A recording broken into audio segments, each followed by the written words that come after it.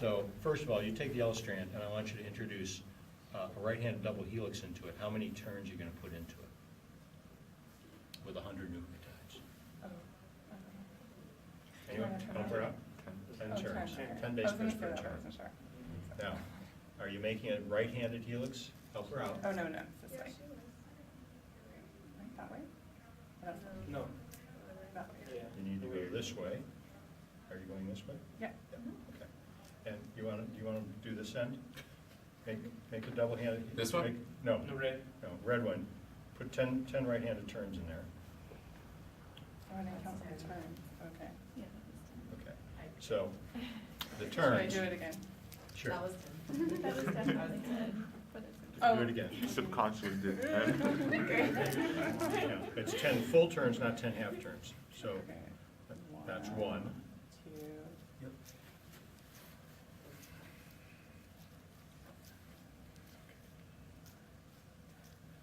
Okay, now, this is called linking number, and there should be a linking number of 10. That's how many times one strand crosses over the other. Crosses over 1, 2, 3, 4, 5, 6, 7. You're not quite there. Did I miss Yeah, you one? were skipping them. Well, no. 2, 3. No, it's Are like you, the are you whole, showing big group, little group, or? no, you're counting the whole gap. It's not, you can skip one. A full turn. Yeah, full turn. Yeah. 1, under, Oh. 2, Yeah. under, 3. 3, under, 4, under, 5, under, 6, under, 7, under, 8, under, 9, yeah. One more half turn, yeah. I think we got it right. This is not critical, I'm just kind of being sort of nucleic acids nerd here.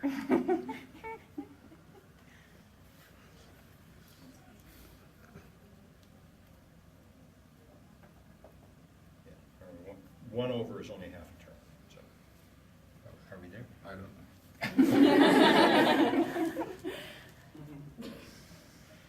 Okay. Since I dragged I got like 30. 1, under, 2, That's good. under, 3, under, Exactly 4, the same. under, 5, under, 6, under, 7, under, 8, under, 9, under, 10. I think. Doesn't really matter. Our experiment will work here, either way. Okay, so here's 2 strands. And, whoops, uh-oh, broken strand, damn it. Oh, God, that's a bummer. Okay, now, this is hard to make this work. I haven't done this in a couple of years, so let's play with it. Send it in the case. So, first of all, we get a break, a single strand break. So let's break right there. Oops, wrong one. Let's break right here. Okay.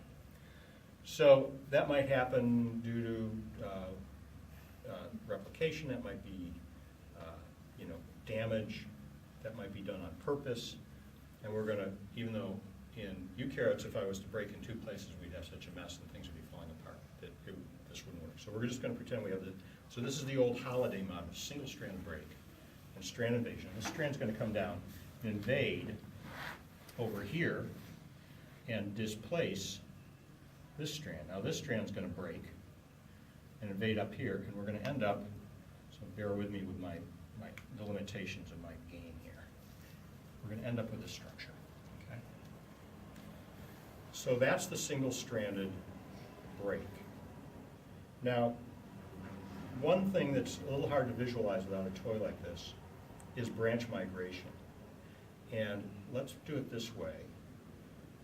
Why don't you grab both of these ends and turn them so you're introducing terms. You grab both of these ends and turn them so that you're removing terms. Introducing terms, you're removing terms. I think that works. Okay, now, both of you pick up your ends a little bit and give them a shake. Okay, that's branch migration, okay? And so, who introduces and removes terms in helices? So isomerase. And so there's nothing about, this is like not making it up. helices are all set up for this kind of introducing and removing turns, because replication demands the company. Okay, so now we have these heteroduplex regions. And those might then be subject to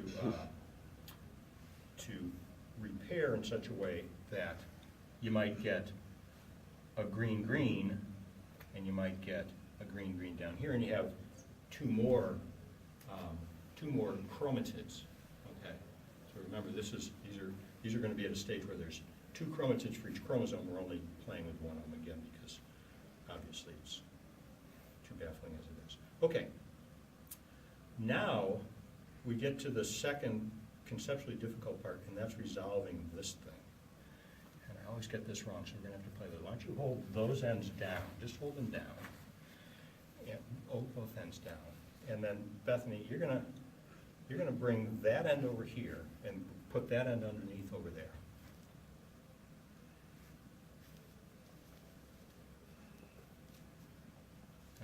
Maybe that didn't work. Let me play this game. We have this. And, oh, no, we do like this. You hold that end down, you hold this end down, and we do like this. There we go. I always get that wrong. Now notice that I didn't change anything. I didn't break or remove any bonds or anything. All I did was just say, we're in the nucleus of a cell, and we're not on a flat plane like that, and these are two equivalent structures. So now, you can come in and you can resolve them two different ways. One way, of course, is to cut in this plane,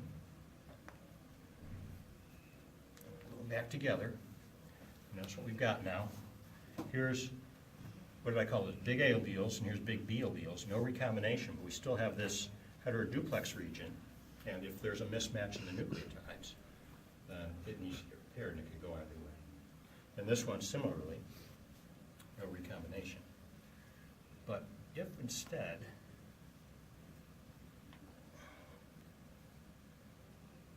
we cut this way,